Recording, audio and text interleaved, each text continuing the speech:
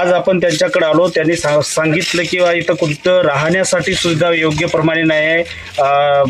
जे लाखो भाविक भक्त येतात त्यांना सुद्धा इथं बसण्यासाठी, पावसामध्ये पिण्यासाठी पाणी शुद्ध नाही आहे. इथं लाईनीचं कोणत्याच प्रकारचं सुविधा नाही. सूर्यकिरण आहेत तर हे पावसामुळं सगळं सूर्यकिरण बंद झाले आहेत आणि कधी चालू कधी बंद राहतात.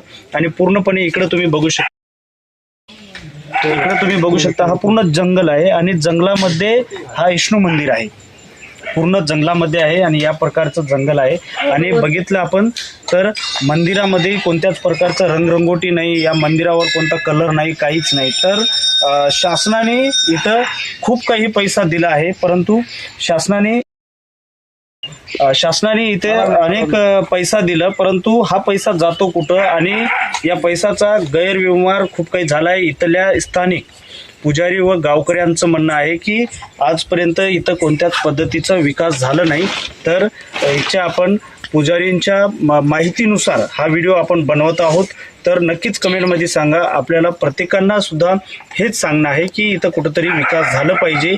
हा प्रत्येकांचं, एकाच नाही, एका जाती धर्मांचा हा श्रद्धास्थान नाही, तर आज सर्व जाती धर्मांचा हा श्रद्धास्थान आहे.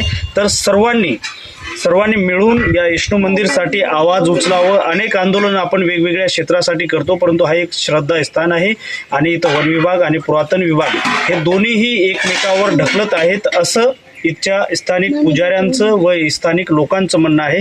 तर नक्कीच आपण सुद्धा प्रत्येकाने यावर सरकारला विचारूया आणि आमदार महोदयांना आपण पत्र देऊया की हा नेमका इथं आजपर्यंत कोटी रुपये आले परंतु विकासाचा पत्ता नाही असं स्थानिक लोकांचं म्हणणं आहे.